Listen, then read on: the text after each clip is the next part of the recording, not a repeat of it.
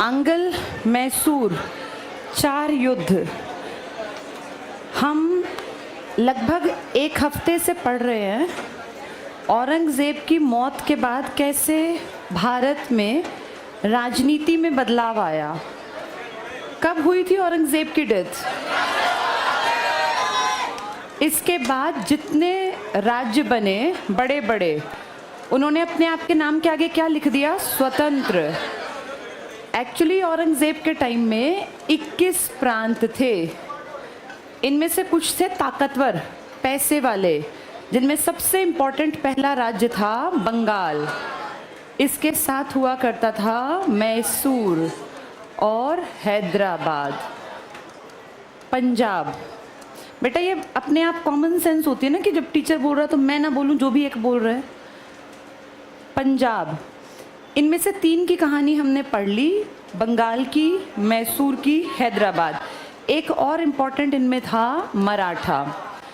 बंगाल की जब भी कहानी चलेगी तो 2 युद्धों की बात हमेशा करनी है, एक प्लासी और एक बक्सर। मैसूर का जब भी जिक्र चलेगा तो 4 आंगल मैसूर युद्ध 1767 से स्टार्ट हुए और 1799 के बीच में 4 युद्ध। दूसरे में पिताजी, चौथे में बेटा मारे गए। हैदराबाद की जब भी बात आएगी तो हैदराबाद कभी लड़ा ही नहीं, क्योंकि हैदराबाद ने बहुत स्टार्टिंग में एक संधि कर ली थी जिसका नाम था सहायक संधि। खर्चा सारा हमारा, हैदराबाद के निज़ाम का, और फौज पल रही थी अंग्रेज़ों की। मराठों का जब भी जिक्र आएगा 3 लड़ाइयाँ, मैंने मराठे शायद नहीं कराया ना, हाँ मराठे आज करा दूंगी। मराठों का जब भी जिक्र आए 3 लड़ाइयाँ लड़े थे, अंग्रेज़ और मराठे। कहते हैं आंगल मराठा युद्ध। पंजाब अभी नहीं पड़ा, पहले हम दक्षिण और पूर्वी भारत की तरफ थे।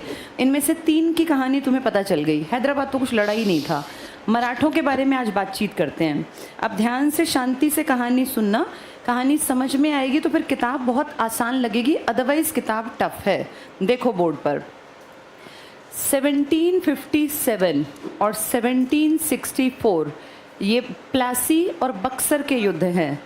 जब ये प्लासी और बक्सर के युद्ध हुए तो बक्सर के युद्ध के बाद एक संधि हुई जिसका नाम था इलाहाबाद की संधि। इस संधि से मोटी कमाई का साधन बन गया BEIC के घर, क्योंकि बंगाल, बिहार और उड़ीसा का टैक्स कलेक्शन बिना कुछ किए किसकी जेब में जाने लगा? BEIC। इस टैक्स कलेक्शन के दम पे इन्होंने क्या रखनी स्टार्ट कर दी? सेना। और ये खरीदने लग गए, बाहर से लाने लग गए हथियार। ये मजबूत बन गए। इनकी मजबूती का नुकसान हमारे देश को उठाना पड़ा।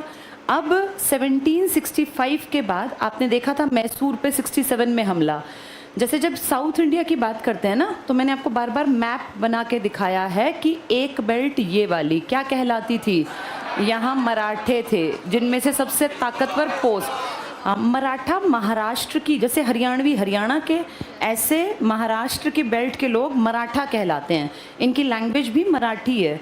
लेकिन एक कम्युनिटी जिसने राज किया उसका नाम क्या था? पेशवा। जैसे भारत पे राज किया मुगलों ने, मुगल एक कम्युनिटी हो गई ना, ऐसे पेशवा, पेशवाई एक पद था। भाई पेशवा मतलब प्रधानमंत्री था। इनके बिल्कुल पास की बेल्ट आप जानते हैं निज़ामों के, जिनमें एक लड़का जिसका नाम था चिन किलिच खां, वो भाग गया था ना उत्तर भारत से कि मैं तो दक्षिण में अलग से काम करूंगा। इनके नीचे की ये जो बेल्ट थी इसी का नाम था मैसूर। मैसूर के नीचे था त्रावणकोर और इस तरफ था कर्नाटका। अब इनमें से अगर देखें तो कर्नाटक में एक किला बना के बैठे थे अंग्रेज और एक जगह जिसका नाम था मद्रास। जब अंग्रेज़ों ने BEIC ने दक्षिण भारत की तरफ रुख किया तो उन्होंने देखा कि यार निज़ाम तो हमारी बात मान जाएंगे, टेंशन नहीं है, ये बहुत ताकतवर हैं, क्योंकि कोई एक पीढ़ी नहीं है जिसने राज किया हो, ये बहुत पहले से ताकतवर हैं। तो किसी ताकतवर के ऊपर अचानक से हम सोचे उसकी प्रॉपर्टी हड़प लेंगे, मुश्किल होगा। ये जो मैसूर है इसमें एक ही पीढ़ी गई थी अभी, सिर्फ एक हैदर अली तो पढ़ा था हमने, फिर टीपू। तो सबसे पहला टारगेट कौन बनाया? मैसूर। लेकिन मैसूर पे अटैक करने के साथ ही इन्होंने पेशवाओं पे भी कुछ ही दिन बाद अटैक कर दिया। इनका टारगेट था मैक्सिमम प्रॉपर्टी को हड़प लेना। तो पेशवाओं के ऊपर इन्होंने पहली बार हाथ जो डाला कि भैया इसको हम हड़प लें, 1775। मैसूर पे याद करो 1767 में। तो 1775 में जब पेशवाओं पे इन्होंने हाथ डाला तो पेशवाओं के पुराने लड़ाई झगड़े, आपसी कलेश का नुकसान कहीं ना कहीं पेशवाओं को हुआ और ये लड़ाई अच्छी बड़ी चली 75 से 82। इस बीच में देखो मैसूर के ऊपर दोबारा अटैक कर दिया था। कब? इसका मतलब मैसूर की लड़ाई के पैरेलल में कौन सी लड़ाई भी चल रही थी? आंगल मराठा युद्ध। तो आंगल मैसूर युद्ध के बीच में ही आप देखेंगे आंगल मराठा युद्ध भी चला। इस युद्ध में पेशवा ताकतवर थे, इतना आसान नहीं था पेशवाओं को जड़ से उखाड़ फेंकना, क्योंकि पेशवाओं को अगर आप उठा के पढ़ोगे तो 1627 से इनकी जड़ें शिवाजी के जन्म के साथ जमनी स्टार्ट हुई थी। 1627 से 1775, 150 साल लगभग हो गए। 150 साल से जिसका काम धाम बढ़िया जमा है उसको हटाना इतना आसान नहीं है। तो इसलिए पेशवाओं के साथ इनको संधि करनी पड़ी और ये संधि एक जगह पर हुई जिसका नाम था सालबाई, जगह का नाम था ये। तो पहली संधि हुई सालबाई की संधि और इस संधि में लिखत पढ़त हुई। इन्होंने इनको कहा कि अगले 20 साल तक हमारी तरफ रुख मत करना, हम तुम्हें दुखी नहीं करेंगे। अगर तुमने कोई बड़ा स्टेप लिया तो फिर हम भी नहीं छोड़ेंगे। यानी BEIC और पेशवाओं के बीच में एक संधि हो गई जिसका नाम क्या है? कितने साल के लिए? 20 साल। अब 20 साल के लिए ये भी फ्री हो गए कि हमारे ऊपर BEIC आक्रमण नहीं करेगा। BEIC ने भी सोच लिया कि छोड़ो यार 20 साल बाद देखूंगा, तब तक मैं इन सबको नीचे जो हिस्से हैं इन सब के ऊपर कब्जा कर लेता हूँ। तो दोनों के बीच में लिखत पढ़त 20 साल के कारण आप देखेंगे 20 साल सच में अटैक नहीं किया BEIC ने। किस बेल्ट पर? पेशवाओं पर। लेकिन इस बीच में इनको फ़ायदा मिला, इन्होंने मैसूर को ख़त्म कर दिया। क्योंकि 20 साल का मतलब आप देख लो, 1782 से 20 साल गिनना, 1792 और 1802, तो 1802 तक हमला नहीं करेंगे आपस में। इससे पहले आप देखो मैसूर को ये लोग खा गए 1799 में। तो एक बेल्ट पे कब्जा कर लिया, ये मेंटली फ्री हो गए कि ये बेल्ट हमारी, यहाँ हम बैठे ही हैं। अब किसको घेरेंगे? ये पेशवाओं को। ये हमारी गलती थी बेटा, हम अपने ही घर के लोगों से यहाँ पर अपने जो नेशनल लेवल पे काम कर सकते थे इनसे लड़ते। इन्होंने चालाकी से इनके साथ 20 साल की डीलिंग कर ली, भाई 20 साल हमारे ऊपर अटैक मत करना, हम भी तुम्हें दुखी नहीं करेंगे। इसका फ़ायदा उठा के इन अगले 20 सालों में किसके ऊपर कब्जा कर लिया? मैसूर पे कब्जा हो गया। तो अगला टारगेट 100% पेशवा ही होंगे। ये कॉमन सेंस हम में नहीं थी कि एक बार इस पे कब्जा करेंगे तो अगला टारगेट हम ही बनेंगे। पेशवा फ्री बैठे रहे, इनकी मदद नहीं की, जिसका नुकसान उठाना पड़ा। जैसे ही संधि के 20 साल पूरे हुए 1802 में, अगले ही साल ये इन पे अटैक करने आ गए और दूसरा आंगल मराठा युद्ध इन्होंने छेड़ दिया, जो ज़्यादा लंबा नहीं चला, महज 2 साल ये युद्ध चला और इसको एक गांव की संधि से ख़त्म किया गया जिसे कहते हैं बसीन की संधि। तो ये गांव का नाम था, बसीन की संधि। इसमें पता है क्या हुआ? मराठे हार गए और मराठों को कहा कि तुम्हारी जहाँ जहाँ प्रॉपर्टी है ना उत्तर भारत में, ये प्रॉपर्टी हमें दो। इनमें हरियाणा की बेल्ट भी आती थी। हरियाणा एक ज़माने में मराठों की प्रॉपर्टी बन गया था। हरियाणा को लिखत पढ़त में एक गांव था सुरजी अंजन गांव, महाराष्ट्र में सुरजी अंजन गांव। यहाँ लिखत पढ़त में हरियाणा को मराठों से अपने हाथ में ले लिया BEIC ने। इसका मतलब BEIC हावी हो गई थी किन लोगों के ऊपर? पेशवाओं के ऊपर, मराठों के ऊपर। कौन सी संधि थी ये? बसीन। उसको छोड़ देना, सुरजी अंजन वो तो एक टिपिकल नाम है। मेन संधि पूछे तो सुरजी अंजन। अब देखा 20 साल इन्होंने सोचा कि हम ऐश मार रहे हैं, एक्चुअल में वो 20 साल में अपने पड़ोसियों को कंट्रोल कर रहे थे जो इनकी हेल्प कर सकते थे। और जब देखा कि पड़ोसी तो हमारा ही अधिकार में आ गए तो अभी अकेले पड़ेंगे, अब इन पे अटैक करके और देखो इनसे क्या क्या छीन लिया। फिर बहुत जल्दी थी इनको कि तीसरा भी अटैक करें और क्लियर करें बात। तो इन्होंने तीसरा अटैक किया 1817 और 18 में इसको जो इनका एरिया था, इनकी राजधानी थी बेटा पुणे, इसके अंदर घुस गए और फिर यहाँ संधि हुई, पुणे की संधि। तुम जानते हो जिस एरिया का नाम होता है, जिसका वो एरिया है वो हारा हुआ है, तभी उसके इलाके के अंदर आए होंगे ना। ये पुणे की संधि क्या दिखाती है कि कौन हार गया?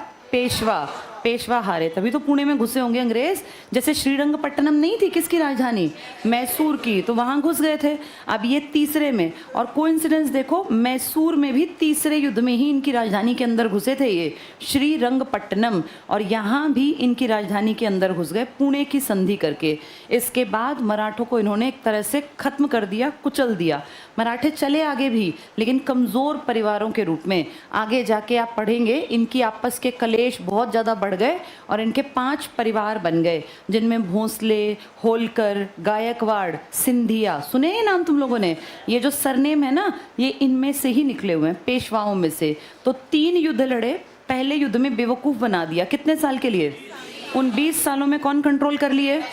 जब मैसूर कब्जे में आ गया तो नीचे ऊपर से भागने की जगह नहीं बची। अगले ही साल 20 साल 1802 में पूरे हुए, अगले साल फिर लड़ने आ गए। किस सन में? 1803 में। कौन सी संधि की फिर? पहली संधि कौन सी थी? और फिर कुछ समय बाद आके सब कुछ तहस नहस करके पुणे की संधि में और सारा कंट्रोल कर लिया। यानी अंग्रेज़ों की और मराठों की 3 लड़ाइयाँ हुई। अब देखो पेपर में जब ये आएंगी ना, तो लड़ाइयाँ लिखेंगे एक तरफ सन, और तुम हमेशा कन्फ्यूजन में रहोगे, रट्टे मारोगे। रटना नहीं है, ध्यान से देखो। हम 2 युद्धों के बारे में बात करेंगे। एक का नाम है आंगल मैसूर और एक का नाम है आंगल मराठा। आंगल तो वही है अंग्रेज, ये हमारी बदली है बस, कभी मैसूर कभी मराठा। आंगल मैसूर पहले युद्ध था 1767 से 69, दूसरा था 1780 से 84, तीसरा था 1790 से 92 और चौथा था 1799। इसमें किसका मर्डर कर दिया गया था? तो अगर मर्डर किया तो संधि तो की नहीं होगी। ऊपर की 3 संधि तुम्हें पता है। पहली का नाम था मद्रास की संधि, दूसरी का नाम था मंगलौर की संधि, तीसरी का नाम था श्रीरंगपट्टनम की संधि। इनकी अगर बात करें मराठों की 3 युद्ध हुए, पहला, दूसरा, तीसरा। पहला तो 20 साल के लिए इनको ब्रेक दिला गया। कब से कब तक था? 1775 से 82। सेकंड था 1803 से 185 और तीसरा था 17 से 18। पहले की संधि कौन सी थी? वो लंबा चौड़ा नाम सालबाई की संधि। सेकंड संधि थी बसीन की संधि और तीसरी संधि थी पुणे। जैसे इसको मार डाला ना, इनको मार नहीं सकते थे क्योंकि बेटा इनका फैमिली ट्री बहुत बड़ा था, बहुत सारे लोग थे। अब जैसे होलकर परिवार में ही 50 लोग हैं, सिंधिया परिवार में 70 लोग हैं, गायकवाड़ परिवार में 80 लोग हैं, तो सबको कैसे मारा जाए? यहाँ याद करो, एक ही तो परिवार था और परिवार में 2 ही आदमी थे, एक पिताजी हैदर अली और एक बेटा, और तो हमने कोई पढ़ा ही नहीं। इनको खत्म करना आसान नहीं था, तो इनमें फूट डाल के और इनको वैसे बंटवा दिया। इनको खत्म करना आसान दिखा क्योंकि इनमें सिर्फ 2 ही लोगों को खत्म करना था, आगे कोई इनका खानदान परिवार बड़ा नहीं था। तो ये 4 युद्ध लड़े, ये 3 युद्ध लड़े। आ गए समझ में? ये वहां जब आए तो इनमें गड़बड़ मत करना। सालबाई, बसीन और पुणे, ये किसकी संधि है? आंगल मराठा। और यहाँ मद्रास, मंगलौर और श्रीरंगपट्टनम आंगल और मैसूर की। अब किताब उठाओ और इसमें देखो ये टॉपिक होगा। कल कहाँ तक कर लिया था बताओ? ये कूलर ना बेटा चला दो, आशीष कूलर चला दे बेटा, नहीं तो फिर पता है सफोकेशन हो जाएगा क्लास में। चलो बताओ कितने पेज तक थे हम लोग? 44 पे पढ़ लिया था। सहायक संधि पढ़ रहे थे? अच्छा छोड़ो, सहायक संधि फिर पढ़ा दूंगी क्योंकि वो तो वैसे ही अलग से पढ़ाया था टाइम के चलते। पेज नंबर, तुम आओ पहले 3rd लेसन पर, 3rd में ढूंढो जहां लिखा होगा इसके बारे में। पेज नंबर 24 पे आओ पहले, फिर 38 पढ़ेंगे, दोनों वही हैं। पेज नंबर 24 पर आ जाओ। मराठा राज्य, कौन से 2 राज्य हमने पढ़ लिए स्वतंत्र होने वाले? एक तो बंगाल और एक मैसूर। अब तीसरा पढ़ने जा रहे हैं जिसका नाम क्या है? मराठा। मराठा के बारे में ना थोड़ा सा बेटा एक फैमिली ट्री पे ध्यान देना। मराठे एक्चुअल में आए कहाँ से? एक पुराने ज़माने की बात है, एक आदमी की यहाँ प्रॉपर्टी थी, थोड़ा सा डरपोक सा था वो आदमी। उसने इस प्रॉपर्टी को ना मैनेज करना उसको मुश्किल लगा, तो वो अपने पास की प्रॉपर्टी के बड़े राजा के पास जाके और एक ठीक ठाक सी नौकरी करने लग गया। जो ये आदमी था ये था हिंदू, और जिसके राज्य में गया ये काम करने वो थे मुसलमान। ये बात उसकी पत्नी को कभी रास नहीं आई और वो हमेशा अपने पति से कहती थी कि यार अपनी प्रॉपर्टी पे छोटी सही अपना राज था, यहाँ आके आप जो नौकरी कर रहे हो बेशक आप पद पे बैठे हो भाई आपको इज्जत मिलती है, लेकिन ये बात मुझे अच्छी नहीं लगती। उस औरत का जब बेटा जन्मा तो उस औरत ने अपने बेटे में सारे गुण भरे जो उन्हें लगता था कि देश को प्यार कर सके उनका बेटा। यही बेटा आगे जाके क्या बना? शिवाजी, छत्रपति आगे जाके बने, बहुत आगे जाके शिवाजी। इनका जन्म हुआ था शिवनेर के किले में, तो शिवनेर से इनका नाम क्या पड़ गया था? शिवाजी। शिवाजी की कभी जो पुराना पढ़ेंगे एक चैप्टर ही आएगा मराठों का, ये तो सिर्फ स्वतंत्र हैं। ये शिवाजी का एक फैमिली ट्री समझ लो ताकि स्वतंत्र समझ में आए। शिवाजी ने राज करना शुरू किया तो प्रॉपर्टी के नाम पे कुछ खास था ही नहीं। पिताजी तो किसी की नौकरी कर रहे थे ना। 11-12 साल में शादी कर दी माँ ने, ये देख के कि भाई इसके आगे पीछे कोई है नहीं, शादी कर दूँ तो एक परिवार का नाम इसके साथ जुड़ जाएगा। फिर ये जब 13 साल के लगभग हुए तो अपने पिताजी की पुरानी प्रॉपर्टी जो अजीब सी उबड़ खाबड़ टाइप की थी वहाँ आए, उसको समतल किया, मेहनत की, काम किया। फिर वहीं आसपास के गांव को कहा कि आपकी सिक्योरिटी मैं करूँगा, आप ज़मीन पे गेहूं पैदा करो या चावल जो भी लगाना है। फिर वहाँ धीरे धीरे उन लोगों के सरदार बन गए। स्टार्टिंग में शिवाजी छत्रपति नहीं थे, ये कहते थे कि हम सब मराठा हैं और मैं मराठों का क्या हूँ, हम में से तुम में से ही मैं भी एक हूँ, ये कहते थे छत्रपति शिवाजी। आगे जाके छत्रपति का नाम लेंगे जब चैलेंज करेगा औरंगजेब इन्हें। तो शिवाजी महाराज जब ये बचपन में थे तो कुछ खास देखा नहीं था ऐसा, लेकिन माँ से कहानियाँ बहुत सुनी थी। धीरे धीरे धीरे मन में था कि मुझे भारत को आज़ाद कराना है फिरंगियों से। फिरंगी मतलब अंग्रेज़। तो इनके टाइम तक अगर देखें उत्तर भारत में तो मुगलों में एक लड़का था जिसका नाम था औरंगज़ेब। औरंगज़ेब इनसे लगभग 10 साल बड़े हैं। औरंगज़ेब का बर्थ ईयर है 1617 और इनका बर्थ ईयर है 1627। 10 साल बेटा जब पैदा होते हैं तब अंतर है, लेकिन 30 में और 40 में ज़्यादा अंतर नहीं है, 70 में और 80 में ज़्यादा अंतर नहीं है। तो दोनों ने लगभग एक ही एज में जाके राजपाट शुरू किया, लेकिन दोनों में बहुत अंतर था बेस का। इनका बेस तो 0 से स्टार्ट हुआ और ये जिस खानदान के आप जानते ही हैं कि ये तो बहुत बड़ी प्रॉपर्टी के मालिक थे, तो इनको तो बहुत सारी चीज़ें करी कराई मिल गई ना। इस लड़के को अपनी चीज़ें, अपनी ज़मीन भी तैयार करनी पड़ी। कायदे से देखें तो मेहनत ज़्यादा किसने की है? जो 0 से उठता है उसकी इज्जत हमेशा ज़्यादा करनी चाहिए, क्योंकि उसके पास साधन थोड़ी ना थे। ये तो किसके खानदान का है? बाबर, हुमायूं, अकबर, जहांगीर, शाहजहां, जिन्होंने पता नहीं कितने अरबों की संपत्ति उस ज़माने में इकट्ठी कर ली। इनके तो पिताजी ने आगरा का ताजमहल बनवा दिया था, इनके पिताजी ने लाल किला बनवा दिया था दिल्ली का, इनके दादा परदादा ने कितने किले, कितनी फौज, यानी इनको सारी चीज़ें की हुई मिली थी, बस जाके बैठना था। इनके तो घर में सिंहासन तक बने हुए थे। ये जो तख्त है, ताऊस है जिसके कि हीरे जवाहरात जड़े थे, जो सिर पे अपना मुकुट पहनते, सब कुछ बना बनाया मिला। इनको क्या मिली थी? बंजर ज़मीन, जिसको इन्होंने खुद से तैयार किया, लोगों के साथ बातचीत की, और कभी ये दम्भ नहीं था कि मैं राजा हूँ। तो इसलिए ज़्यादा मेहनत अगर ध्यान से देखें तो शिवाजी ने की थी। औरंगज़ेब को बना बनाया सब कुछ मिल गया, उसको आगे बढ़ाया। इनको 90 मिला 100 करने के लिए, तो 10 की तो मेहनत की, वो 0 से अपने काम को 50 पे लाया। तो ज़्यादा मेहनत किसने की? शिवाजी ने। दोनों समकालीन हैं, दोनों की टक्कर भी होगी, लेकिन शिवाजी के पास बेटा प्रॉपर्टी थोड़ी है, टैक्स थोड़ा है, सेना थोड़ी है, इसको सब कुछ एक्स्ट्रा एक्स्ट्रा एक्स्ट्रा मिला। तो दिखती बात है कि औरंगज़ेब का दबदबा ज़्यादा होगा, पर कमज़ोर ये भी नहीं है। और अपने पार्ट पे जहाँ बन पड़ा इन्होंने चैलेंज किया औरंगज़ेब को, और कई बार औरंगज़ेब की बेइज्जती भी हुई। आमने सामने सीधी टक्कर नहीं हुई, लेकिन औरंगज़ेब के मामा इससे लड़ने गए थे, जिसमें इसने उनको हरा दिया और भगा दिया। तो शिवाजी कहने का मतलब एक ताकतवर, समझदार, चालाक, कुटिल कह लो, राजनीति का ज्ञाता था। इसका बेटा था जिनका नाम था शंभाजी। शंभाजी शिवाजी एक बार गए थे औरंगज़ेब के दरबार में, तो वहाँ औरंगज़ेब ने इनकी बेइज्जती की। जैसे ये बैठने लगे वहाँ पे ना, जैसे राजा जब आता बादशाह, तो तुम जैसे बैठते हो ऐसे ऐसे इस शेप में बैठते थे, लाइंस में। लाइंस में बैठने में ये नहीं था कि पहले जाओ बैठ जाओ, लाइंस में ना बेटा रैंक वाइज बैठाते थे। उस ज़माने में एक पद होता था जिसको बोलते थे मनसब, तो जो जिस पद पर बैठा है उसको उसका मनसबदार कहा जाता था। कोई 4000 का मनसबदार, कोई 10,000 का, कोई 20,000 का। मनसब एक पोस्ट मान लो, जैसे आर्मी, एयरफोर्स, नेवी में होती है ना, पुलिस में होती है भाई, कांस्टेबल है, हेड कांस्टेबल है, ASI है, SI है, इंस्पेक्टर, ऐसे ही ये पोस्ट थी। तो इस पोस्ट के हिसाब से राजा के आसपास लोग बैठा करते थे।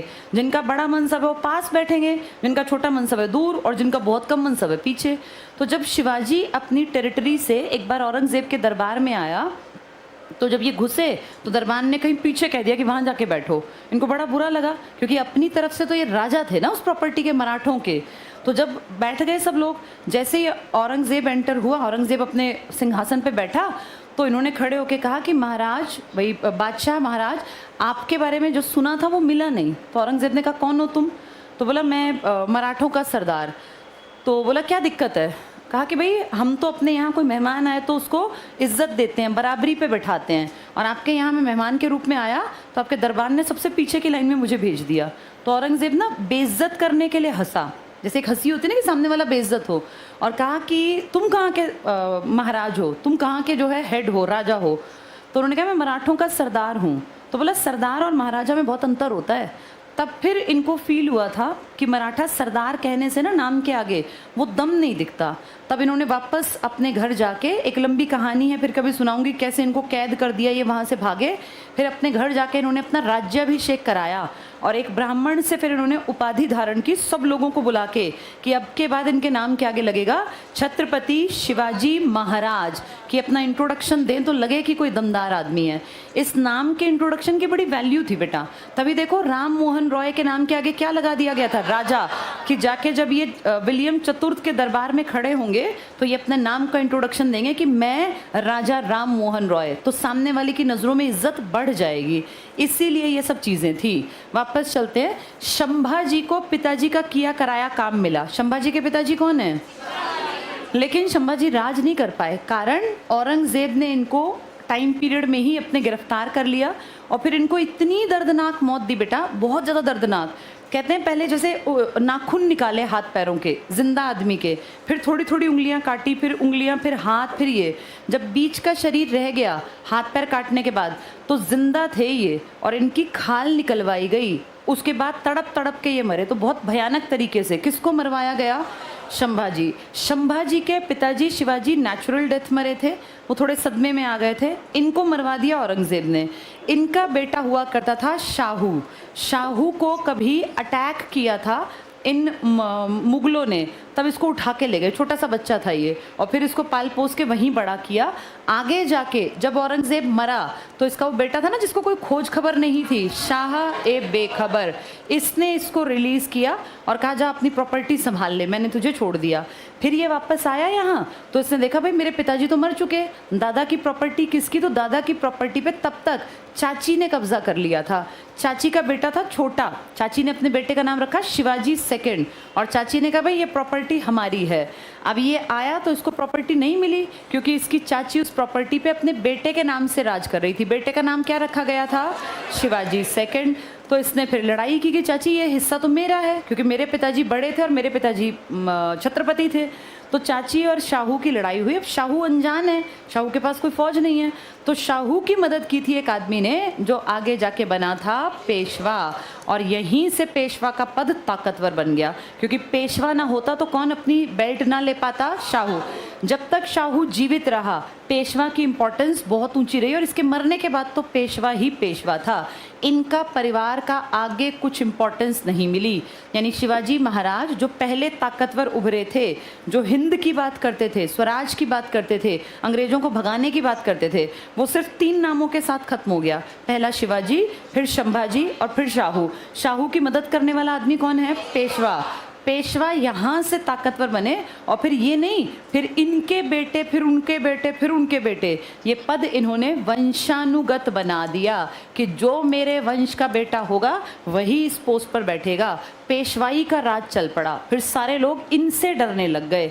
इनका तो सब हो गया ख़त्म, इनका दबदबा चल पड़ा। ये हैं वो पेशवा जिनके बारे में हम आगे पढ़ेंगे। चलो अब पेज नंबर 24 पर आ जाओ। लास्ट में लिखा है मराठा राज्य। पहला पॉइंट देखो, मुगल साम्राज्य के विघटन। बताओ किसकी मौत से मुगल साम्राज्य टूट गया था? औरंगजेब। 1707 लिख लो यहाँ, उसके मरते ही सब कुछ बिखर गया। औरंगजेब। आगे पढ़ो। से उत्पन्न राजनीतिक रिक्तता। क्यों खालीपन था औरंगजेब की मौत के बाद? क्योंकि उसका बेटा समझदार था या बेखबर था? तो कौन काम संभाले, खबर थी नहीं उसको, को केवल मराठा भर सकते थे, परंतु एकता के अभाव में वे मुगलों की जगह लेने में असफल रहे।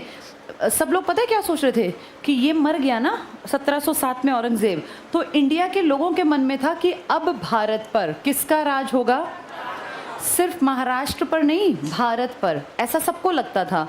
लेकिन इन मराठों की दिक्कत क्या थी, मैंने बता दिया, चाची और भतीजा पहले आपस में लड़े, फिर उनकी जगह हेड कौन बन गया, पेशवा, और पेशवाओं को भी लोग सोचते थे कि शायद ये भी भारत को संभाल लेंगे। लेकिन एक युद्ध हुआ था बेटा 1761 में, जिसे कहते हैं पानीपत का तीसरा युद्ध, पानीपत की तीसरी लड़ाई। इस लड़ाई से एक बात क्लियर हुई थी, क्या, कि आपके देश पे मराठा राज नहीं कर पाएंगे। इस लड़ाई में दो ताकत लड़ी थी, एक आपके महाराष्ट्र से उठ के आई मराठों की फौज, और दूसरे थे अहमद शाह अब्दाली। अहमद शाह अब्दाली, इस कहानी को भी थोड़ी सी सुन लो। अब्दाली आपके देश का नहीं है, ये सरनेम हमारा नहीं है। बाहर से एक आदमी आपके देश को लूटने आता है, और जब वो लूटने आता है तो आपके देश को बचाने का टारगेट लेके मराठे आते हैं। क्योंकि 1761 तक अगर देखें मुगलों में तो बहुत ज़्यादा कमज़ोरी आ गई थी, मुगल तो थे ही नहीं किसी लायक, बिल्कुल कमज़ोर थे। तो मुगलों को देखा मराठों ने कि यार ये नहीं संभालेंगे, ये तो डरपोक और दब्बू है, हमें इंडिया की रक्षा करनी है। कौन बातें कर रहा है बेटा, बातचीत करोगी तो क्लास से बाहर कर दी जाओगी, बिल्कुल चुप रहना है। देखो क्या हुआ, मुगल कमज़ोर हैं, मराठे अपने देश की रक्षा करने के लिए नीचे से अपनी एक फ़ौज लेके आ गए कि हम देखेंगे हमारे देश पे कौन अटैक करता है। वहाँ से किसकी फ़ौज आ गई, अहमद शाह अब्दाली। ये अब्दाली सोचो विदेशी है, अपने साथ कोई गेहूं के कट्टे लेके तो नहीं चलता होगा कि मैं रास्ते में रोटी खाऊंगा तो इतना ले चलूं, लेके आया होगा थोड़ा बहुत। नवंबर में दोनों फौज आके पानीपत में रुक गई। नवंबर बीता, दिसंबर बीता, लड़ी नहीं, दोनों आमने सामने टेंट गाड़ के बैठी हैं।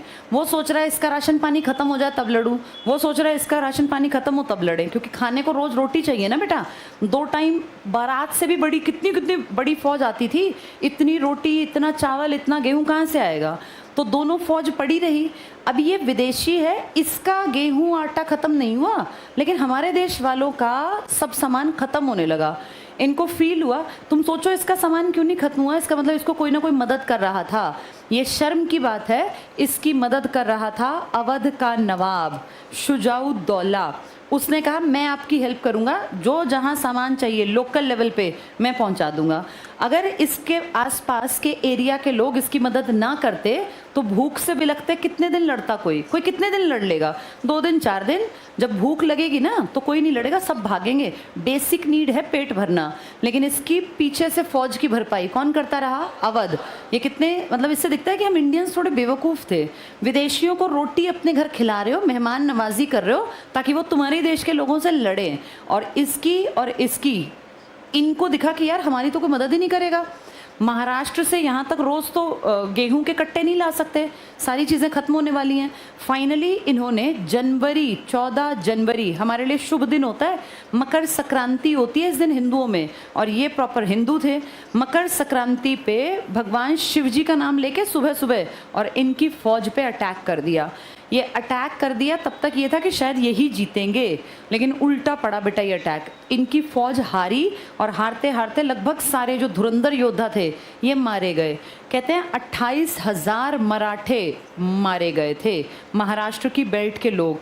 ये क्यों जीते, क्योंकि इनको मदद कौन कर रहे थे, हम लोकल लेवल के लीडर्स। और ऐसा मत समझना कि इसका नुकसान नहीं उठा, अवध के शुजाउद्दौला को आगे जाके देखो लड़ना पड़ा था और वो हार गया था बक्सर का युद्ध। 3 साल बाद की तो घटना है, 1764।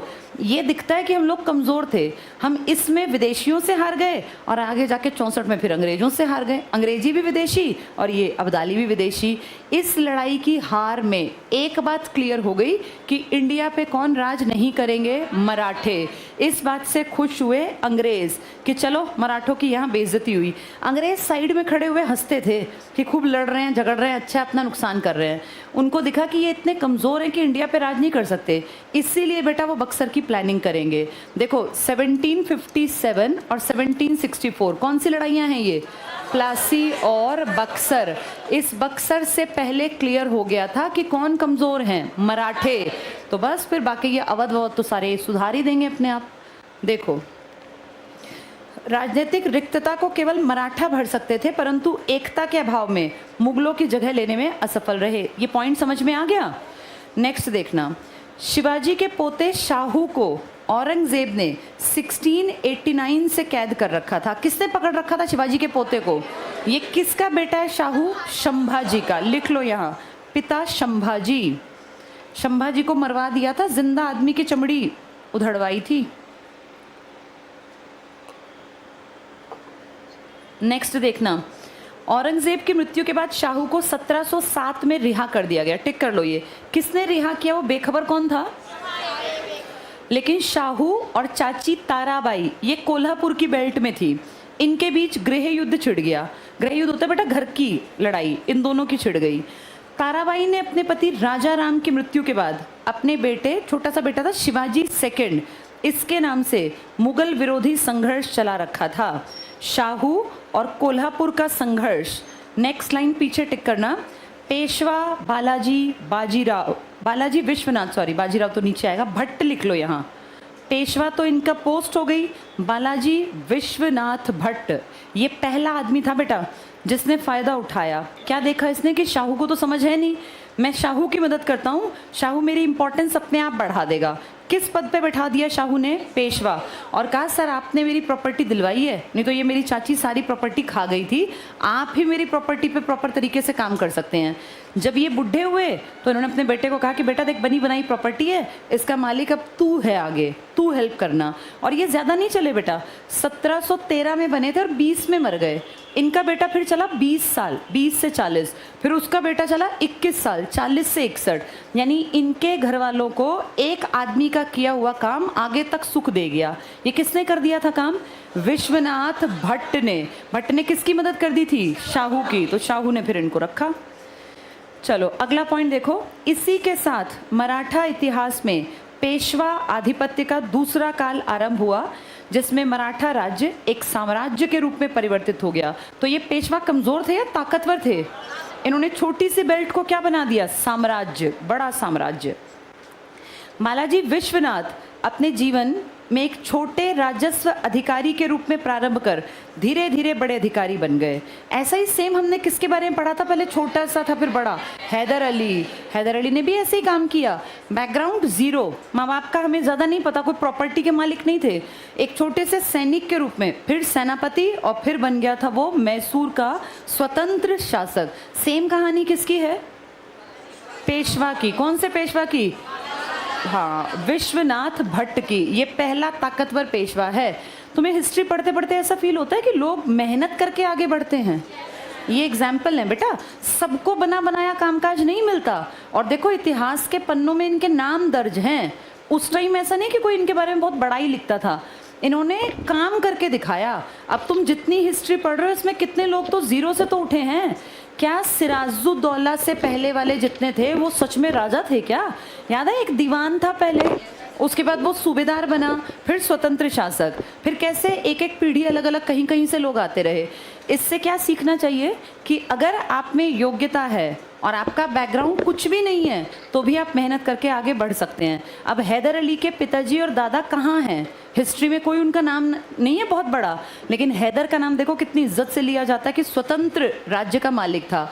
हैदर के बेटे और बस दो ही तो लोग हैं, लेकिन उन दोनों का नाम अमर है। कब मर गए थे? 1799। आज तुम 2024 में भी इज्जत के साथ 4 लड़ाई पढ़ते हो, क्योंकि किससे पंगेबाजी मोल ली थी? BEIC, जिसको कि मुफ्त का पैसा मिला हुआ था, जिसने कमाया नहीं था, जिसने हड़प लिया था इलाहाबाद की संधि में।